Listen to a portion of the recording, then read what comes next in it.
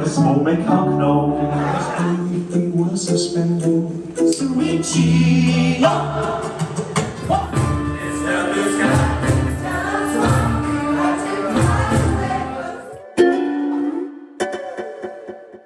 Welcome back. I don't even know how long that is. We just filmed for quite a long time Probably before half an hour. we noticed that the computer had run out of space and stopped recording all the You'd audio. only got the first day of GNUF. I know, yeah.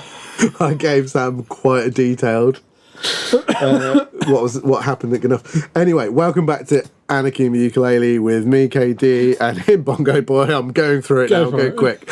Right.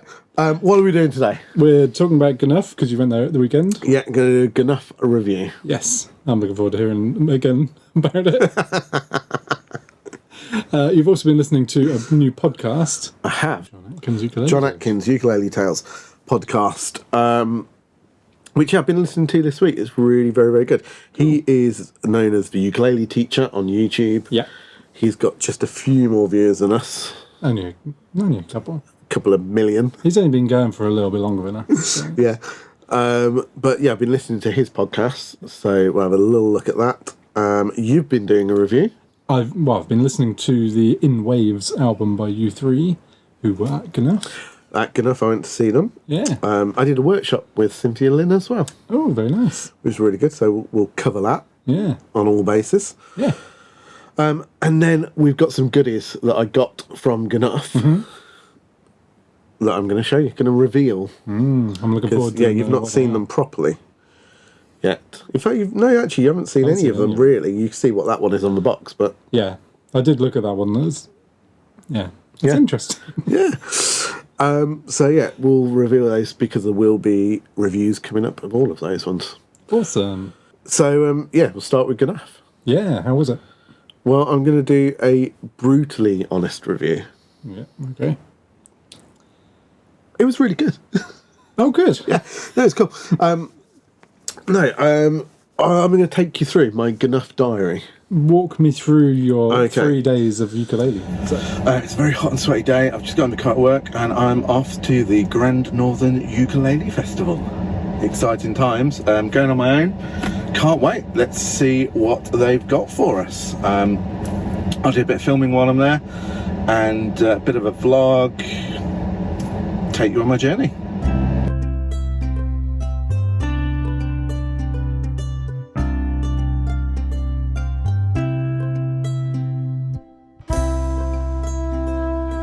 So I got to GNUF at around about 3 o'clock. Had to rush. Couldn't check into my... Well, I got there at 10 to 3. Couldn't check into my hotel room because they said you've got to pay £10 extra to check in before 3 o'clock. Okay, yeah. Even to the people that came in laden with ukuleles at 2 minutes to 3, they were like, no, you have to pay £10 extra.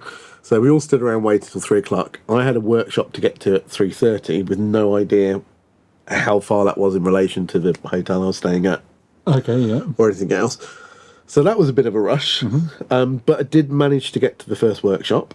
Good. So that was all right. So anyway, I got to the hotel about 3 o'clock-ish, checked in, legged it up the road, quite a steep hill. I was quite out of breath. It's up north. It's lots of hills. Walked into where GNUF is. So GNUF is in a theatre in Huddersfield. Okay, yeah. And they've got the main sort of theatre, which is the main stage for Saturday afternoon and evening and Sunday afternoon. Yeah.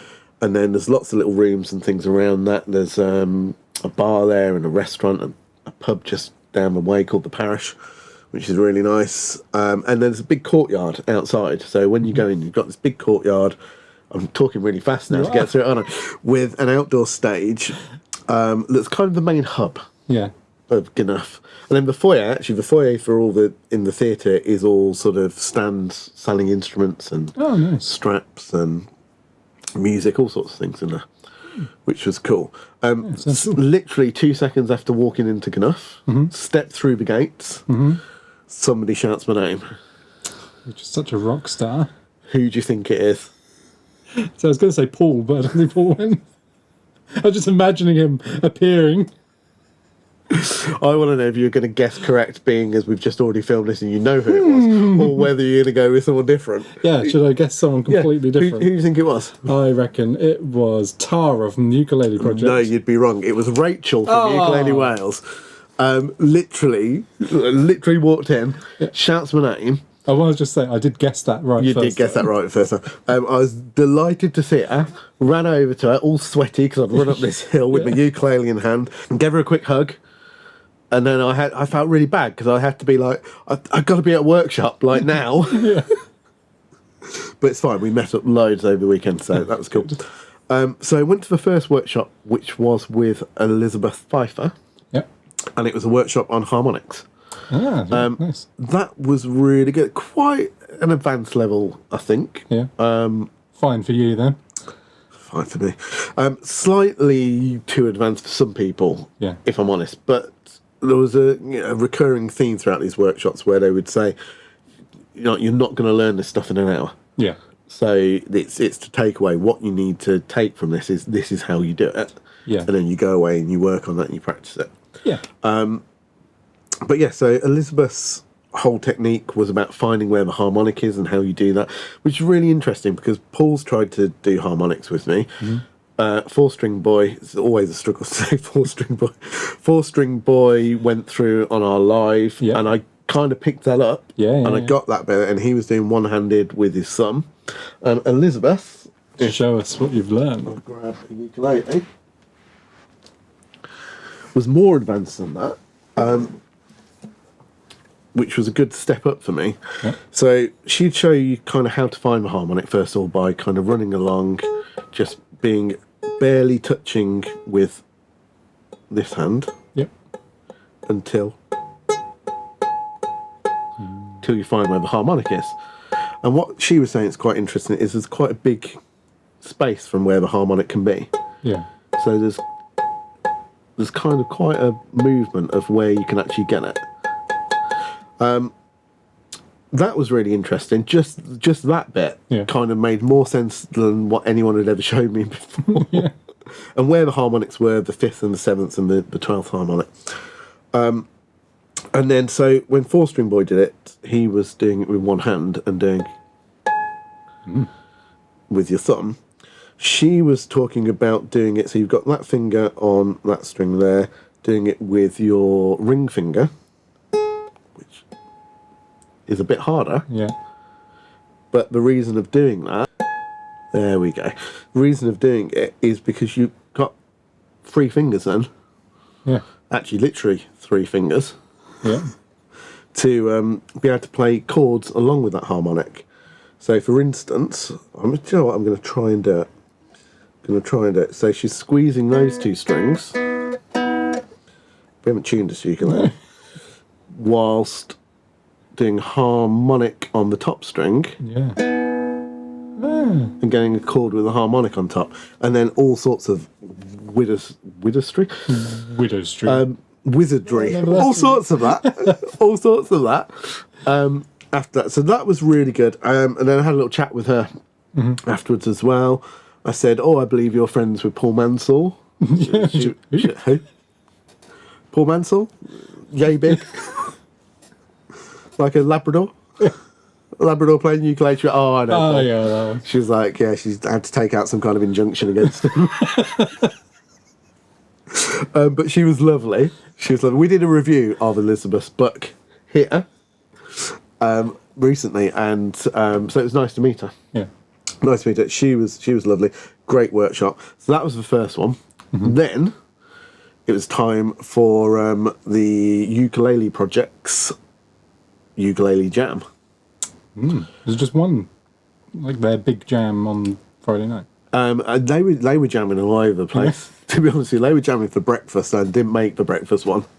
Which when I talk more about my Friday night, you'll realise. So they were jamming on Friday night at a place called the Head of Steam, which is completely kind of over the other side of town.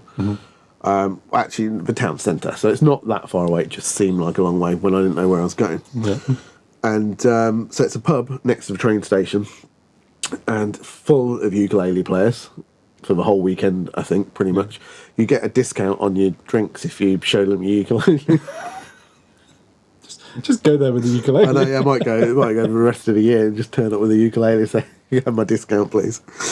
And so, yeah, I'd never been to a ukulele. Have you been to a ukulele jam? I have not been to a ukulele jam. No. I've been to plenty of jams, but not a ukulele I was jam. terrified.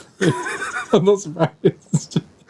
I was terrified of hating it. Yeah. I was worried because on paper it should be the kind of thing that I actually don't like. Yeah. You know, Yeah, no, I don't mean. I'd be like, "Can you not rehearse?" Which is weird because generally I don't like rehearsals either. No. But yeah, I wasn't sure quite what to expect. Obviously, I've seen what ukulele jams are. Yeah.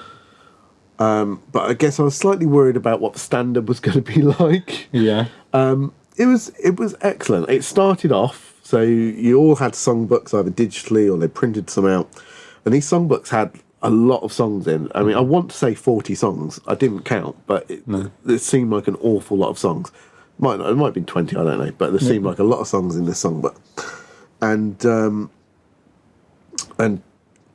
all the ukulele project leaders were they were sort of on the stage, as it were. It wasn't really a stage, but in the corner of the pub, leading the whole thing. And Tara said, all right, we're going to play the songbook from beginning to end. To which I was like... Have you got other workshops you need to get to? Yeah. Might be here a little while. And then it started. Yeah. And it is what it says. It's literally a bit of a play along. You know, they start playing and everyone else joins in, sings along. Got lost a few occasions along the way, but it generally is what it is. By the time we got to about the third song, I was loving it.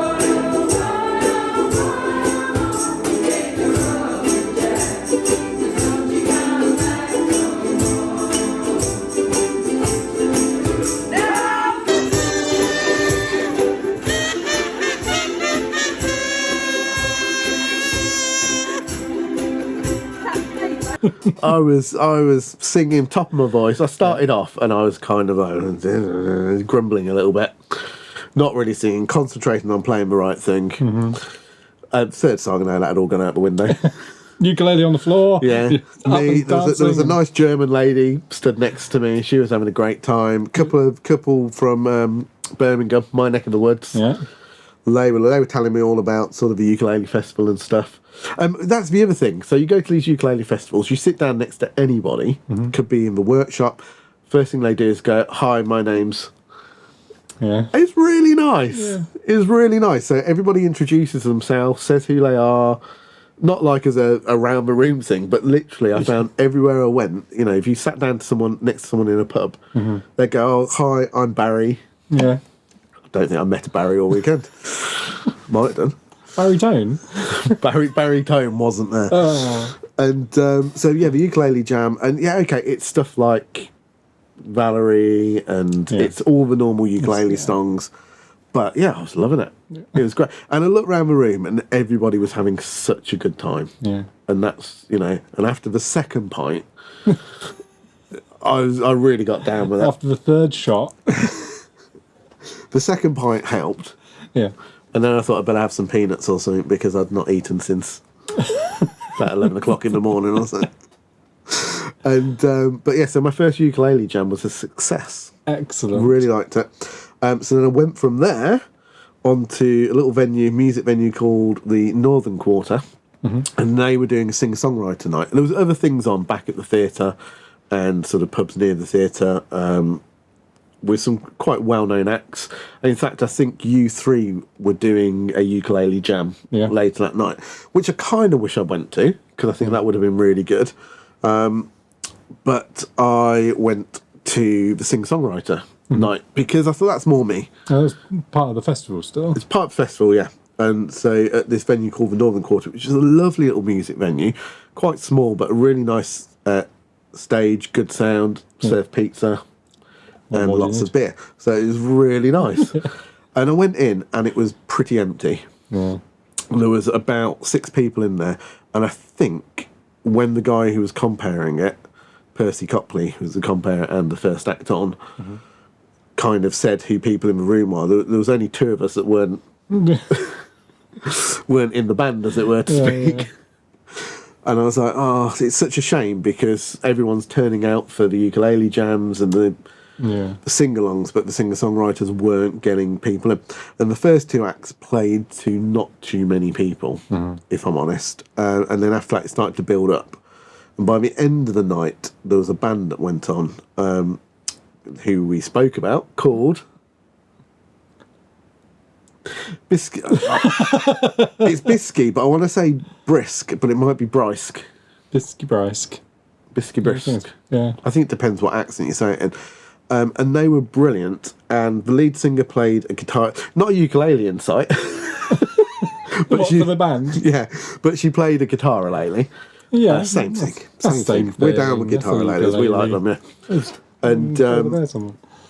And then there was drums, bass, accordion, electric guitar, and trumpet. And they were brilliant. They played all original songs. Yeah. Of which all of them were absolutely fantastic. And there's one song where they do a key change in the song, and you can't quite get the effect of it on the main stage, but in this small little venue that had really filled up with people, when they went into this last chorus key change, there was like rapture in the room. It was the best key change. It made Westlife look like amateurs. It was absolutely brilliant. So they were really good. So I finished up the night in there, having a few more beers, and back to the hotel, which is why I didn't make it to any breakfast jams. Learn from Fred Astaire, learn from Ginger Rogers, learn it from youngsters and learn from old codgers. Just get out there and dance. You gotta get out there, get in the groove, let things get loose, let everything move. Oh, lady, come on, 'cause nobody will remember us anyway. So sing another sing, another sing, another sing, another song.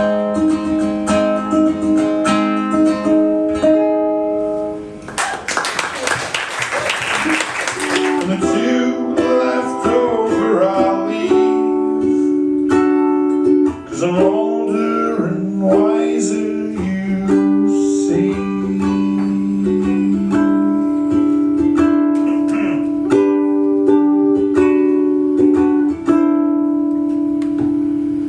In the morning, Please don't leave me this way.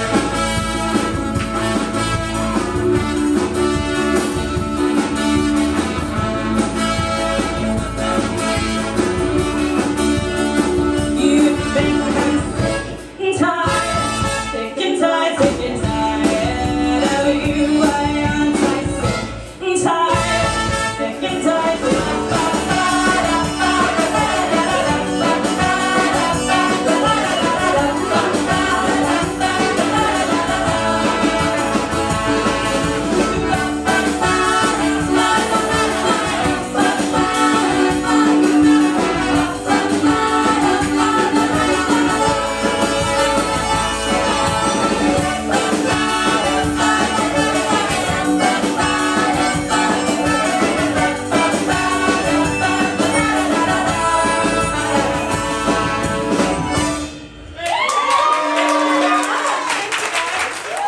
Okay, it's the end of day 1. I'm back in the hotel. Wow. First ukulele festival ever. first ukulele jam tonight with the ukulele projects. That was cool. I don't know what I was expecting. Ukulele jamming, it kind oh, what's the word? It's not my thing. It's not my bag. But I was in a pub, drinks were taken on board, and I actually had a great time. I had a good old sing-song. And I really like look around and everybody is loving it. And I think that's what it's about. That's what I wasn't expecting. You know, everything with me is always musical and looking when, you know, a group of people like that playing of different abilities. And I guess, you know, my prejudice put me off, but I really enjoyed it. Definitely go back, have more ukulele jams. What else have I done today? I went to Northern Quarter and watched some bands and solo singer-songwriters in there. That was really cool. I only arrived at 3 o'clock, but I did the harmonics workshop with Elizabeth Pfeiffer, friend of Paul's, I believe, and she was really nice. Had a really nice chat with her afterwards as well, and hopefully we're going to get her on the show. And learnt how to finally play harmonics, because Paul's tried to teach me. 4-string boy did teach me a little bit. I've got to say, I kind of grasped the way he was doing it, but Elizabeth's method was fantastic, and I now feel pretty confident with my harmonics, which is really cool, worth coming along. So that was day 1. Day 2, really looking for that. I've got a busy, hectic day tomorrow, so I'm going to go and get some sleep, and I will see you all tomorrow. So that was my first day. Oh god, That was my first day, and I'd only got there at 3 o'clock. You'd driven like 4 or 5 hours to get there. And I'd been to a workshop, played about 40 songs, Yeah. and then effectively almost like not an open mic, but a singer-songwriter night. So it was really good, really good. Second day, and I'm going to struggle to remember all of this. I should have written this down. Sure. Second day, started with a workshop. I think it was. I didn't go to Amber Sand's workshop. Ah. I chickened out a bit, but also, like, by the time I did wake up and get up, it was a choice of, do I go to the workshop or do I go for breakfast that I'd paid for at the hotel. That workshop was at like 11. What time did you wake up?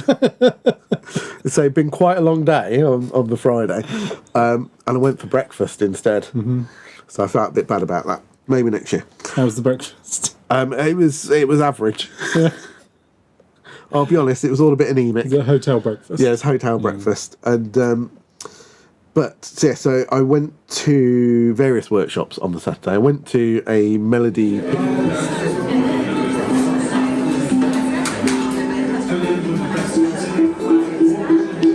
Okay, so I'm in the melody picking workshop with Percy Copley, I think his name is, and we'll see how that goes.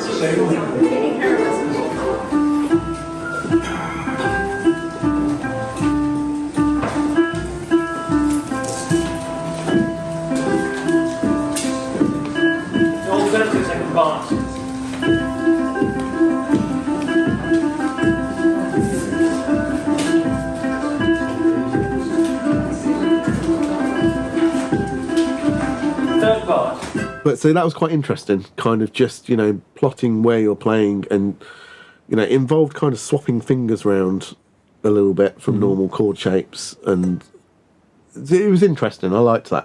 Yeah. Again, it was beyond the capabilities of quite a lot of people, but I don't think that's a bad thing. They still learn all the same stuff. Yeah. And by the end of it, I think they could pretty much play along with it. And we just seemed to take... He had a whole second song that he never got round to. Okay, yeah. So it took quite a while to get through the first song.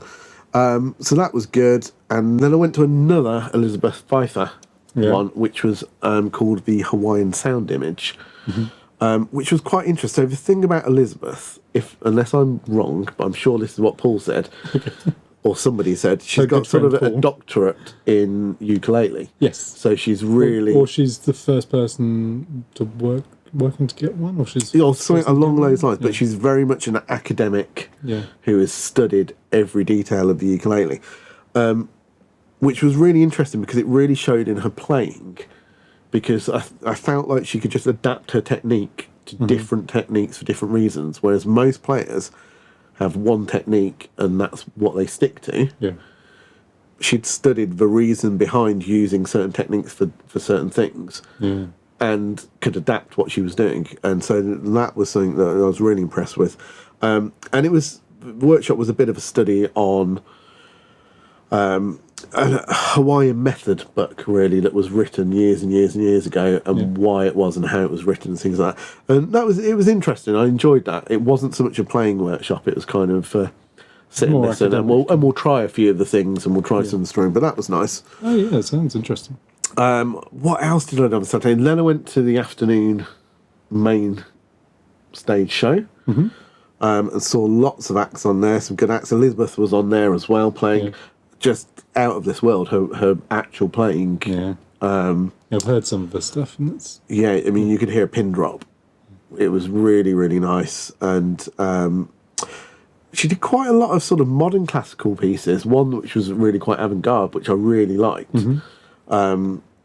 And then she did like a couple of Beatles pieces and things like that, which were crowd pleasers. I kind of didn't really need the Beatles pieces. I was blown away with her playing the stuff that she found quite, I think, taxing some of it. Yeah. Because one of the songs she said I might not get to the end of it. Yeah. And I really liked that stuff. And yeah, and other acts that were on there was a whole bunch of people on there.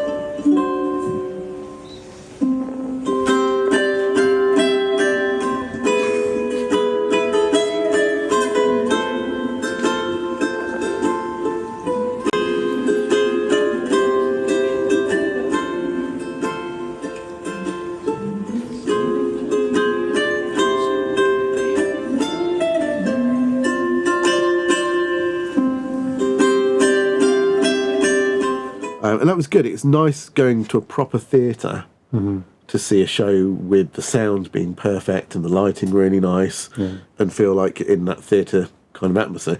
Somebody did trip up the stairs that were behind me, and I felt a whole pint of beer kind of splash against the back of my neck, but it was quite hot, so I wasn't... it's lovely. It was slightly cooling. And then I watched loads of people outside on the kind of In the courtyard. the courtyard, which is very much like a open mic situation for most of it. There are some set acts that go on at certain times. So yeah, that was really good. Too high, heading for down, using my hands, spinning round and round.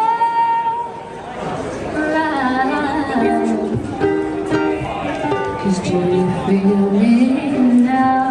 'Cause we can take time inside, it's your time. Hamburger, cup of coffee, lettuce, and tomato. 2 times a dime just to see a kiss an alligator. 1 more time for free on the Ferris wheel ride. My uncle used to love me, but she died. Hey, talks about you in his sleep. He farts and burps, he's such a creep. I have to laugh when he calls your name, Jolene. I honestly don't. Doreen, Doreen, Doreen, Doreen.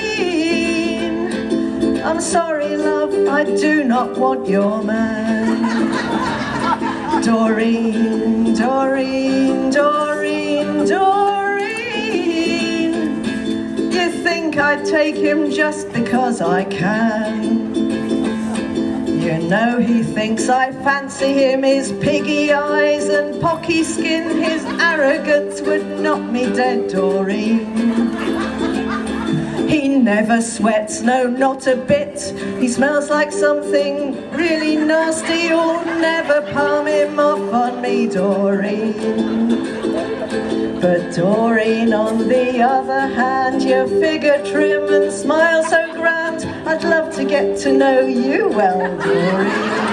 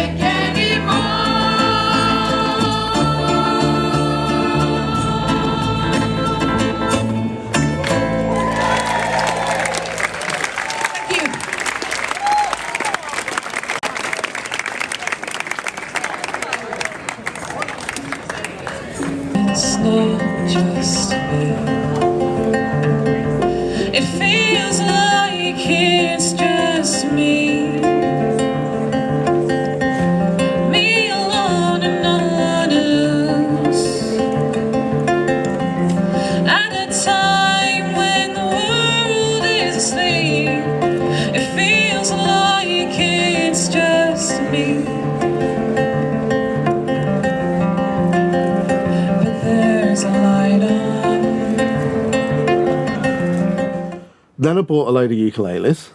Good, yeah. Which we'll go on to in a little bit. Then I did what was called the Hat Band with the Ukulele Project, although I missed most of it because one of the ukuleles I bought I needed to take back to the hotel. But I ended up getting on stage and doing Hi Ho Silver Lining with Tara and some of the others from the Ukulele Projects, which was nice. Then where did I go? More importantly... Saturday night I went back into the theatre and watched the Saturday night show. Yeah. More importantly, did Tara do her roaming...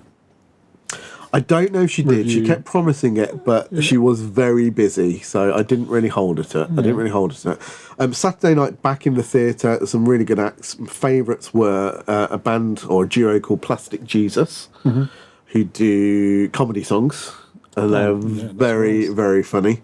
Very good musically as well, but very, very funny. Yeah. And then U3 were the end of the night, which is Cynthia Lin. I'm looking at your notes. Abe Lagrimas Jr. and Ukulele.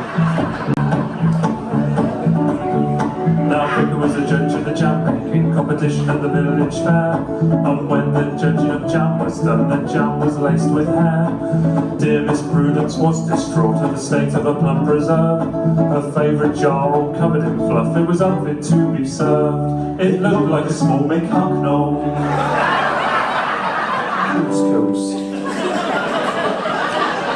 It was a gaga faux pas sitting on a choo-choo dressed in a tutu, couscous boo-boo. A gaga faux pas sitting on a choo-choo dressed in a tutu, couscous boo-boo.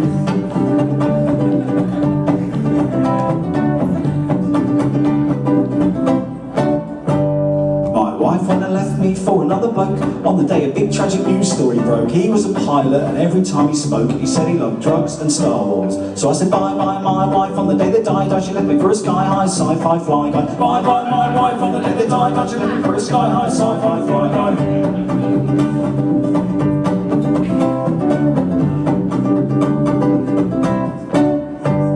There's an all-night takeaway near me. They got a table tennis table and karaoke. Thought I'd give it a go. So I did some Jay-Z. I was wearing my favourite beach shoes. It was a hip-hop sing-song dressed in my flip-flops down at the non-stop ping-pong chip shop. Hip-hop sing-song dressed in my flip-flops down at the non-stop ping-pong chip shop.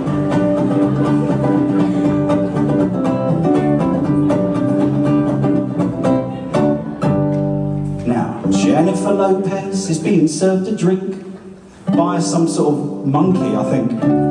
He plays a little woodwind and he gives a little wink as he hands her a cup of hot chocolate. You got no idea where this is going. He's not very good at playing woodwind, but he tries, and that's what counts, because that was J-Lo's Coco Survey, a bonobo playing her a so-so oboe solo. J-Lo's Coco Survey, a bonobo playing her a so-so oboe solo. Was a gaga faux pas sitting on a choo-choo dressed in a tutu couscous boo. Gaga faux pas sitting on a choo-choo dressed in a tutu couscous boo. Bye-bye my wife on the day that died. She left me for a sky-high sci-fi fly guy. Bye-bye my wife on the day that died. She left me for a sky-high sci-fi fly guy. Hip-hop sing-song dressed in my flip-flops down at the non-stop ping-pong chip shop. Hip-hop sing-song dressed in my flip-flops down at the non-stop ping-pong chip shop. I need to just a little do-do, there's a little do-do-do-do-do-do-do. Oboe solo.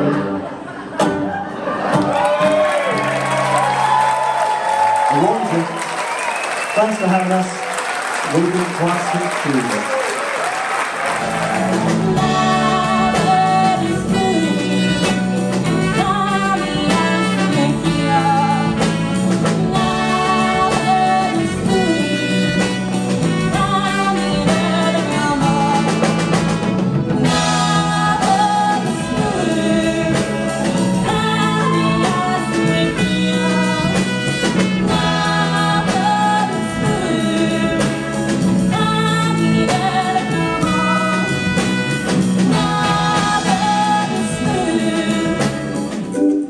Letting go of his belief we were suspending. What if this turns out to be the ending? All of those broken things we won't be mending. What if this turns out to be the ending? Roads unseen by us will keep on bending. What if this turns out to be the end? What if this turns out to be the end? What if this turns out to be the end? What if this turns out to be the end? This could turn out to be the middle. That is where things get broken when they're brittle. This could turn out to be the middle. Drifting away beneath the blue, turquoise and teal. Could this be real? Dreaming and dreaming the aquamarine.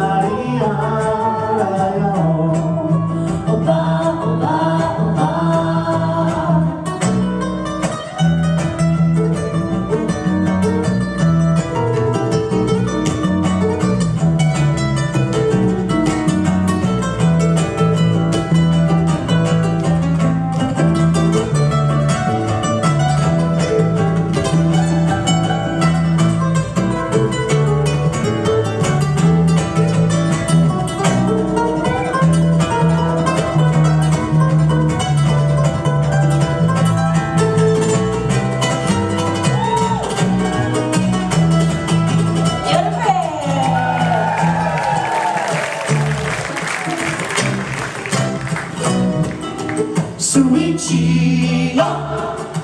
1, 2, 3.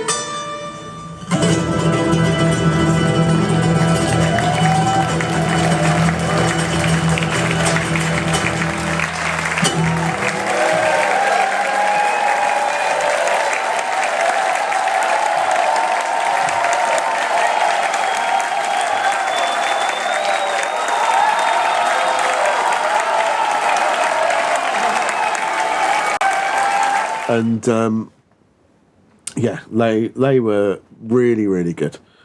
Really. And to be honest, all of the main stage acts were very much what we would be used to seeing outside of ukulele world. Yeah. Of, you know, really top quality acts that are used to being on a stage like that. Yeah. You know, there's just certain things you can tell when someone plugs in and they're ready to go, and it's, you know, that they are kind of where they should be compared to playing an open mic or it's the confidence of yeah being on stage and knowing what you're doing and getting straight to it.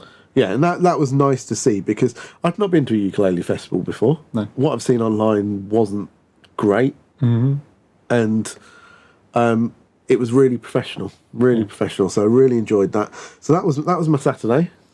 Sunday, another couple of workshops Sunday morning. You getting the breakfast jam, or? I didn't get him the breakfast jam Sunday morning, and I didn't get breakfast either, but that's probably mainly to what I had to drink on Saturday night. Actually, after the what do you call it? This is already half an hour long. After the main shows in the parish, which is a pub next door, were the Dublin Ukulele Collective, which had played in the afternoon, but I'd missed them in the afternoon. And in a way, I'm quite glad I did miss them, because I'm sure they were brilliant on stage. Yeah. But in the parish, which is another proper music venue upstairs in the pub, again, really decent looking music venue, proper staging, proper equipment. And they were kind of doing almost like an after show party, and they were amazing. They were similar to the kind of stuff that we do in the Anarchy band, but I'd say way more upbeat. Yeah. Way more upbeat. And so they were, but the thing that I loved about them is they were a ukulele group that you might find anywhere, but they'd upped the level by a zillion. Yeah. And, you know, so they had a cajon player and a percussionist. Had congas. A decent bass player. So they were doing lots of sort of well-known sing-along songs with so much energy, and like everybody was just dancing and crowding in, and people couldn't get in the door, and it was just absolutely rammed, and people were just having a proper party. So I loved that.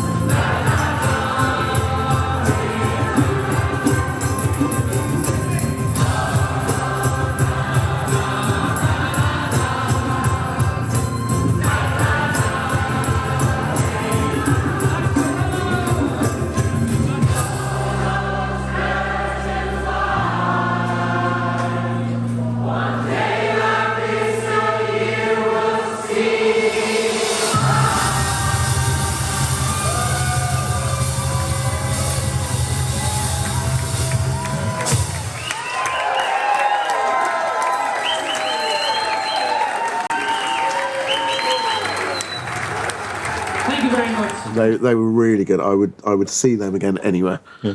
Just because, they weren't playing songs that were, it was a ukulele group up there singing the songs that a lot of ukulele groups sing. Yeah. But the energy and the level of their performance Yeah, it was next level. was next level. Was really, really good. So thoroughly enjoyed that. Stumbled back to my hotel. Mm-hmm. And then, well, do you know what? I drive everywhere. And you didn't... Well, I didn't drive from Friday afternoon till Sunday night, so Yeah. I made the most of it. And so, yeah, that was Saturday night. Sunday, couple of workshops and kind of this thing. I did a workshop with the Ukulele Project that was about sort of ukulele ensembles, more geared at teachers, but it was quite nice to go along and see what they were doing. Yeah.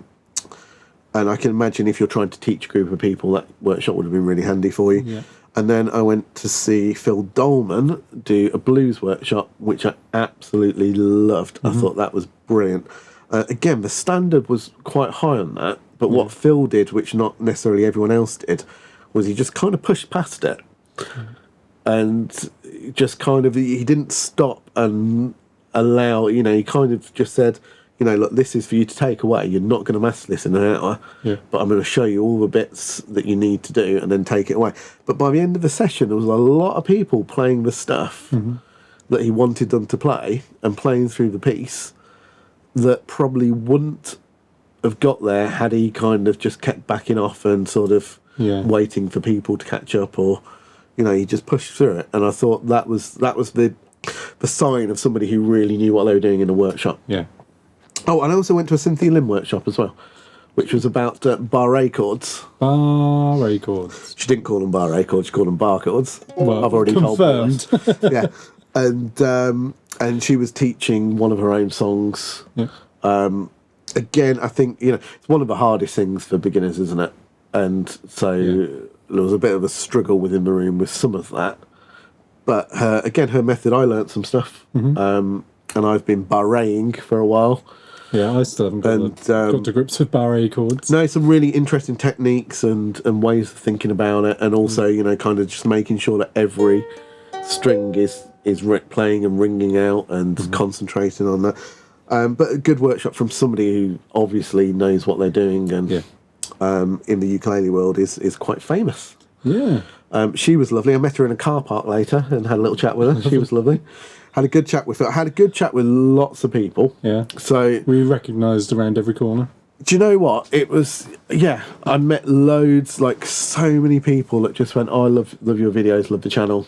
And that was really nice. That was lovely. Yeah. Like, that was fairly, not to sound big-headed, that was fairly constant. Yeah. And it was really nice because we've only been going a year. So to have that kind of... That impact and... Yeah, well, it's people that haven't also... There's some people that comment. I met some lovely people that we see on the comments. Yeah. And other people that, I didn't know of and didn't know their names. But they'd been watching. Mm-hmm. And so that was really nice. Paul Mitchener was trying to buy me beer all weekend, but never managed it because I'd either drunk too much when he was trying to buy me one, or I was like about 10 to go o'clock in the morning. Yeah. So Paul, next time. But it was a really nice weekend. So the whole point of this review was going to be, I'm just going to be completely honest, I was expecting it not to be great. Yeah. Because I go to so many festivals that are poorly run and it really frustrates me. Yeah. It really does frustrate me, and I always come away thinking, they could have done this, they could have done that, it could have been so much better. And normally it's laziness that doesn't, and also sort of, I've been to festivals where it's just an excuse for the organiser to have a bit of a do and invite their friends along. Yes. GNUF was really well organised.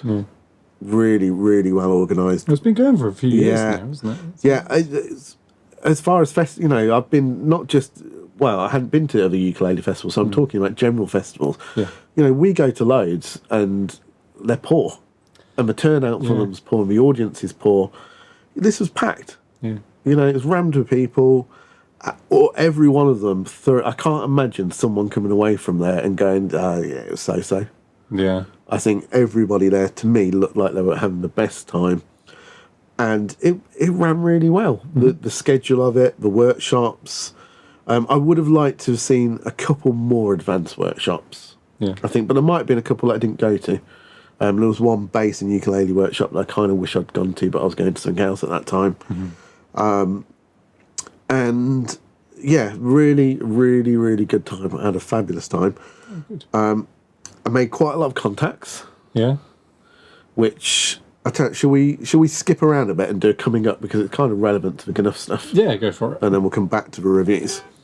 So, coming up, where do we start? We've got some reviews. I got this little Some bad reviews boy. coming. Is that Paul's new ukulele? No, well, do you know what? Who did I buy this one for? I'm assuming if it is that one, Yeah. Jesse. No, I bought this for Tracy, my wife, who won't like getting a mention, because she watches all of our videos. Does she? Literally never picked up a ukulele other than to put Jess's away or mine away somewhere, or Yeah. And I thought, no, it's about time. It's about time you had a ukulele. And she loves kind of rainbows That's and actually things. a lot nicer than I thought it would be. It's a lot nicer, isn't I it? thought this was going to be a toy. Yeah, no, and you get all the stuff with it, all the tuners It's not in and tune. straps and stuff. Oh, that's really nice. No, it's not in tune. And yeah, so I bought that, and we're going to do a review of that. I've seen them available for around about £60. So they're not super cheap.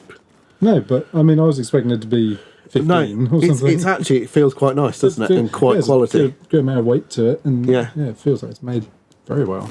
Yeah. And they're made by Ortega, I think, actually. They're Yeah. associated with. So that one's coming up. We're going to do a review on that. Yeah. And there's different styles of that. Let me get that one out of the way. Well, Not what you think it is. Is it not that one? What does it say? Sparkly It's not gold. that one.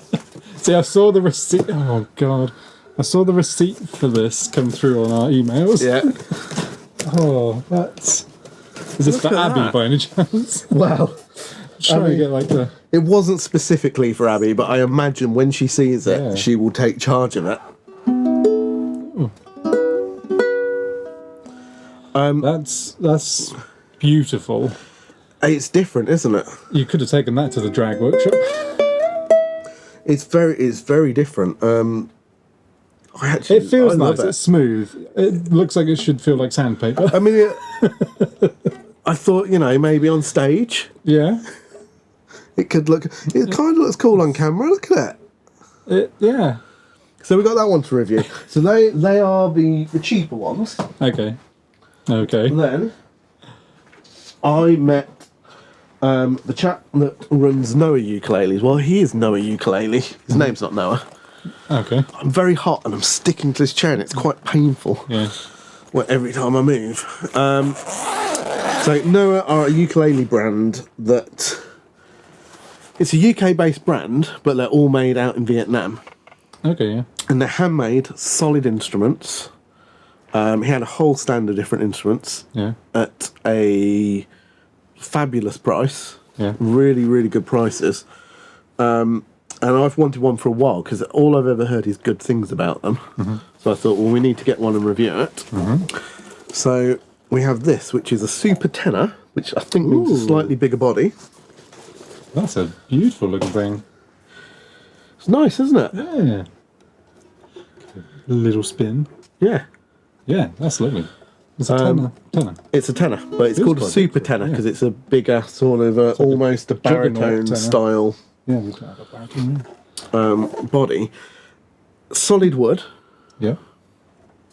I haven't looked up what woods these are. These are the ones that quite often they're monkey pod. Monkey pod. Monkey. I've been in Yorkshire. And they're handmade, which you can kind of see in places when you look. Yeah. But I think that's nice. Yeah, that is. Someone sat and made that. It's not.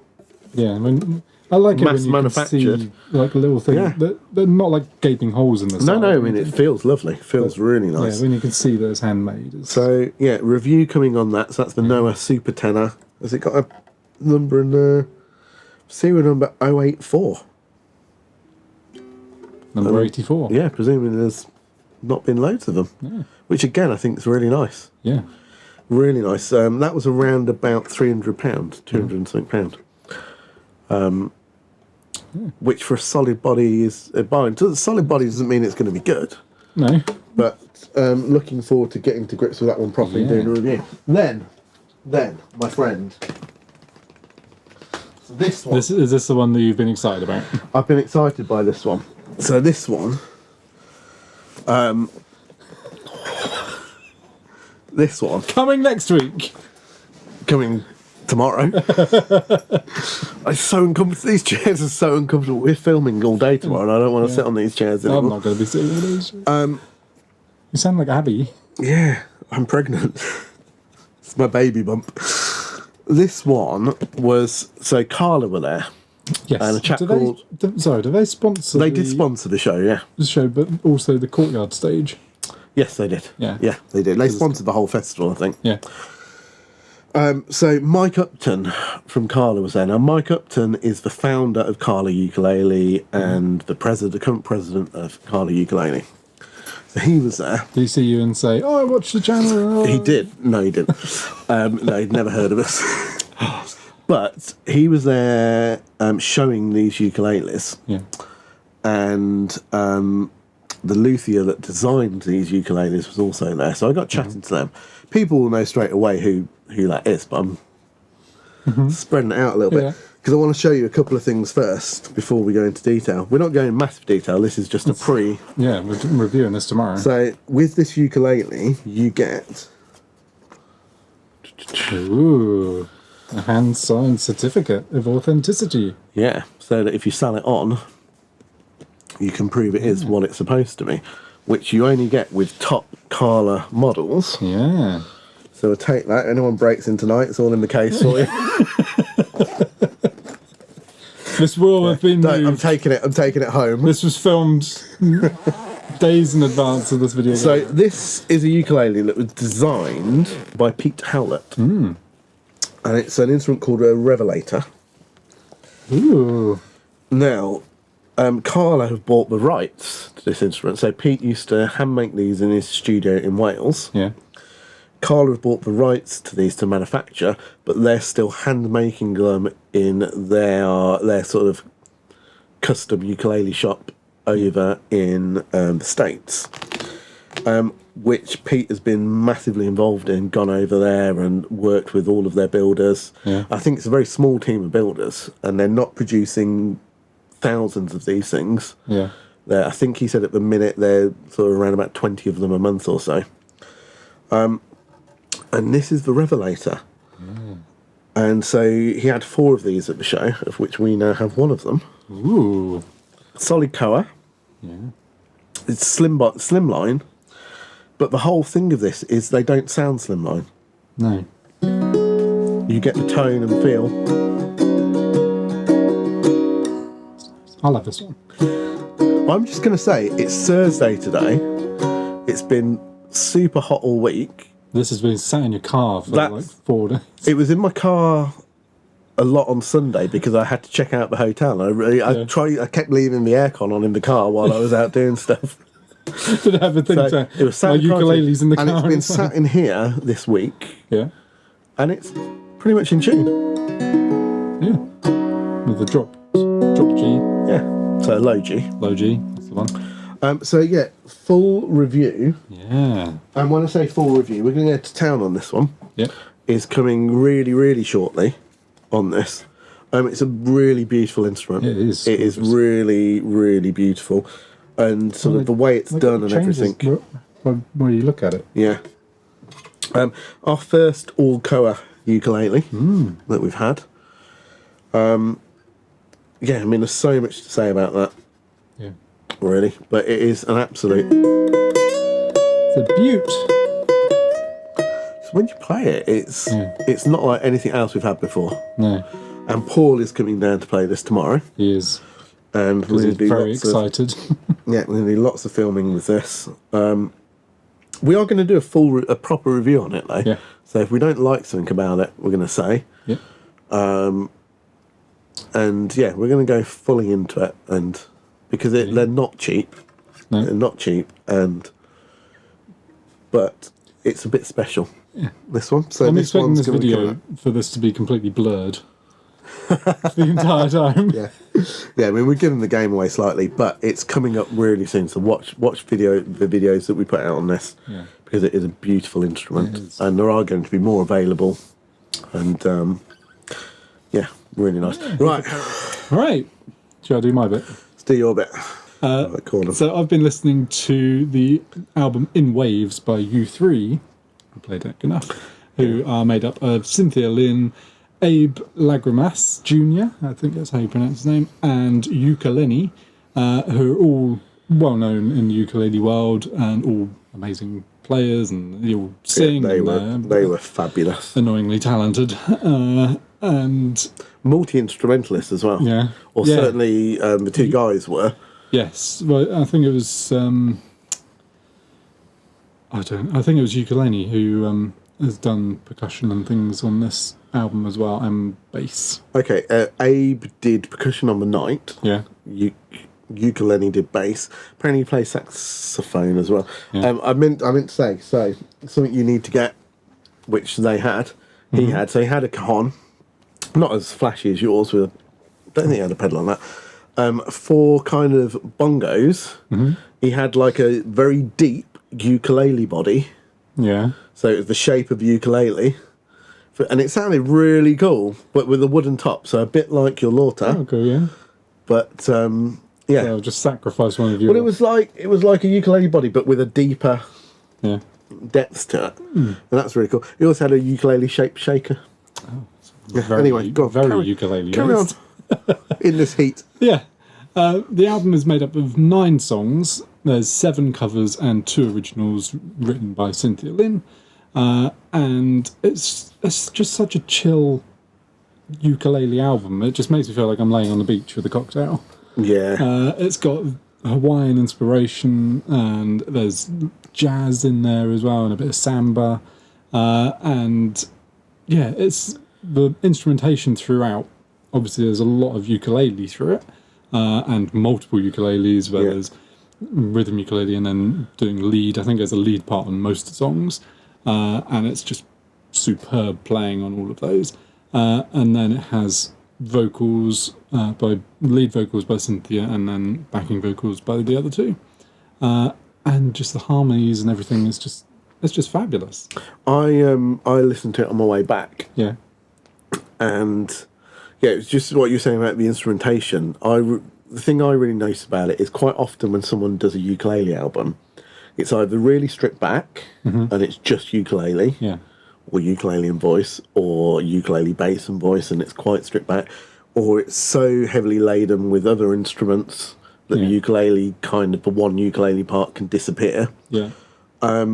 This doesn't do that. No, it feels like it could be done by 5 or 6 piece band, probably a 3-piece band, to be honest. They could do it live easily, but there are some other instrumentations in there. But yeah, I mean, it's very ukulele focused. Yes. Yeah. To the point that you can't mistake it for it not being ukulele based. No, I don't think there's any guitar or anything on there. The bass is a U bass, so it's all ukulele. The opening song, which is Wahin Ilikia, probably pronouncing that completely wrong. It's a Hawaiian song, and I just think it sets the tone really nicely for the entire album, because I don't know if it's a traditional Hawaiian song. It was written in the 70s, 80s, but it sounds like it could be just a traditional Hawaiian song. And if I might be mistaken, because it might not be the first piece that they did live, but I've got a feeling it was when I listened to it, but I might be mistaken. But did he do like a jazz solo over? Yeah, quite which jazzy. is a really nice mix of that Hawaiian sound and a kind of like a jazz standard sound, jazz classic, perhaps more than jazz standard sound, but which was really nice. Yeah, there's jazz inspiration throughout the entire thing, and it's just a really nice combination of instruments and genres, and it just feels great. It's really nice to listen to. as I say, it's mostly made up of covers.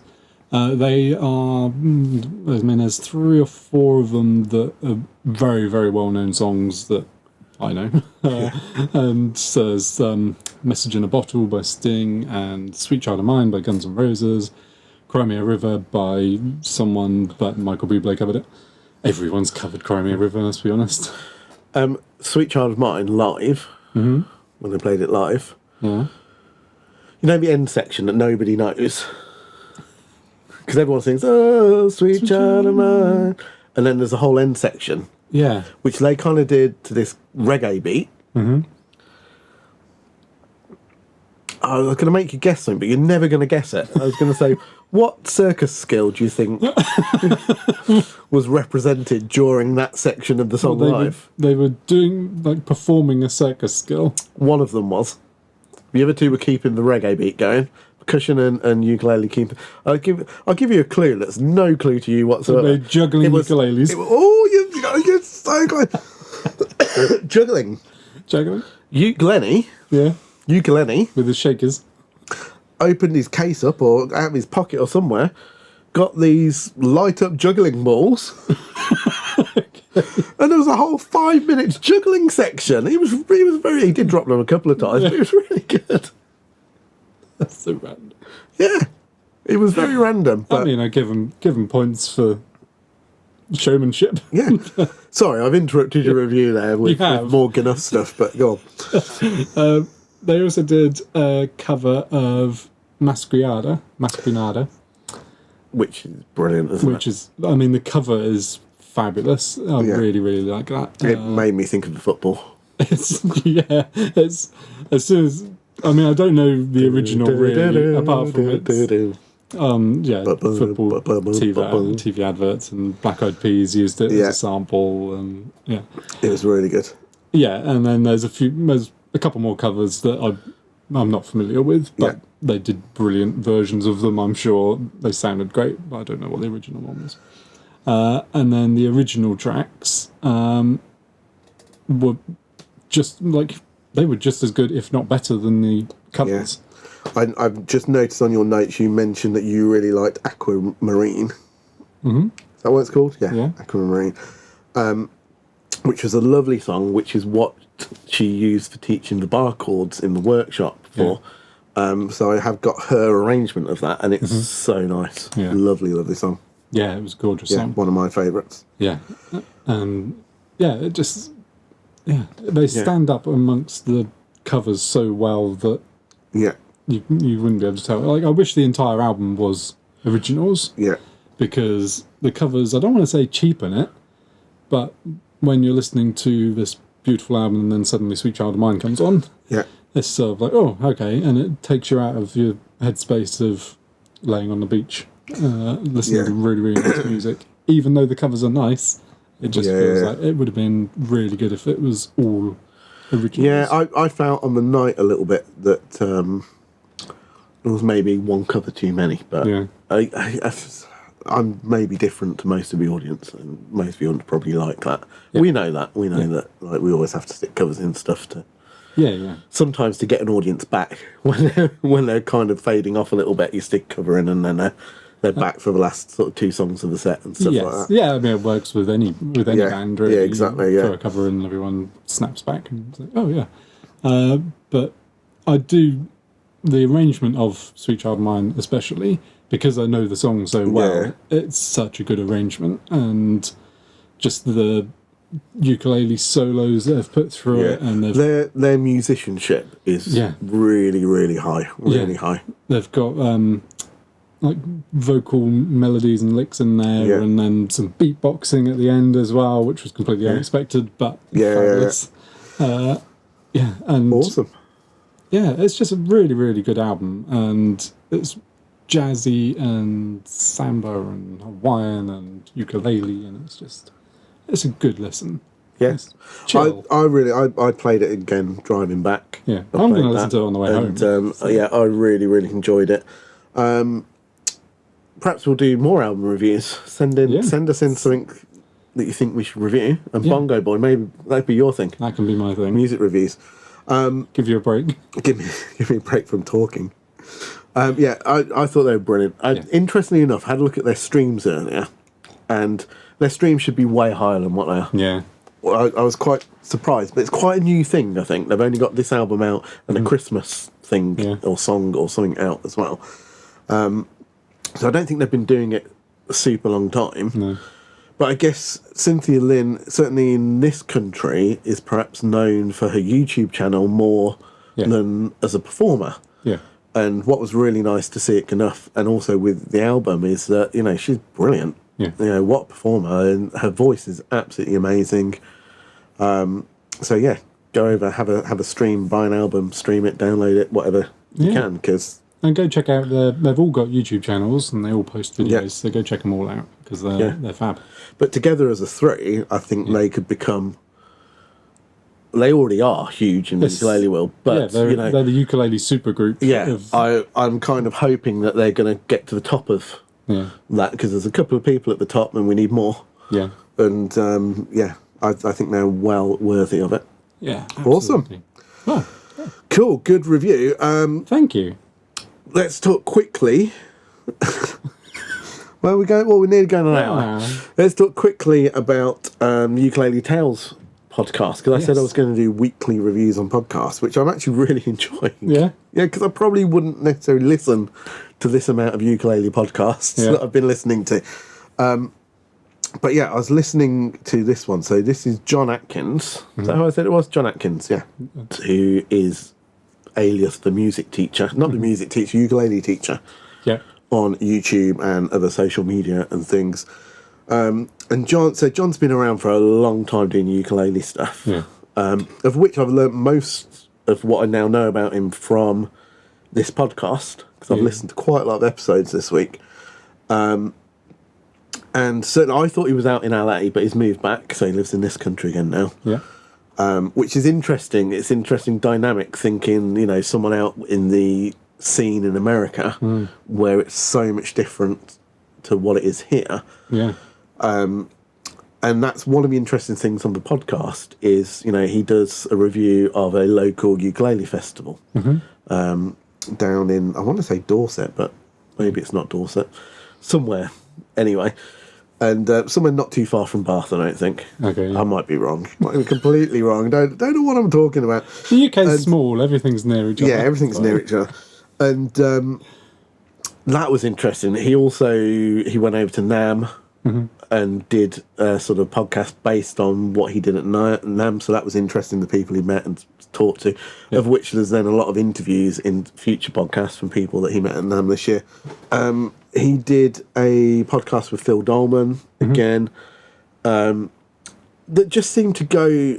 what I liked about his podcast is they kind of go to different areas that you wouldn't necessarily expect them to go to, because a lot of people just stick to the same stuff. So they had a whole conversation about Ed Sheeran and the court case and things like that as part of the podcast. So it's really interesting stuff. Some players that I hadn't heard of, and then some that I had, but also people like Plastic Jesus, who I spoke about earlier. There's one episode with them, which is really, really interesting because, you know, they've not been doing it that long. They've won all sorts of awards, and they're really a crossover from the comedy circuit. And I think they're hoping to go to Edinburgh this year into the music comedy circuit, of which I think they won a Newcomers Award.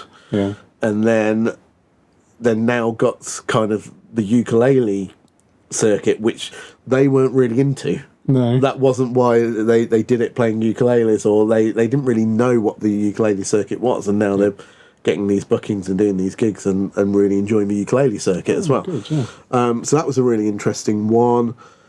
There's a ukulele safari podcast on there about the lady who runs the ukulele safaris. Again, like, her story is quite amazing, you know, and going from... I think, unless I'm wrong, she said at one point that she lived in a container.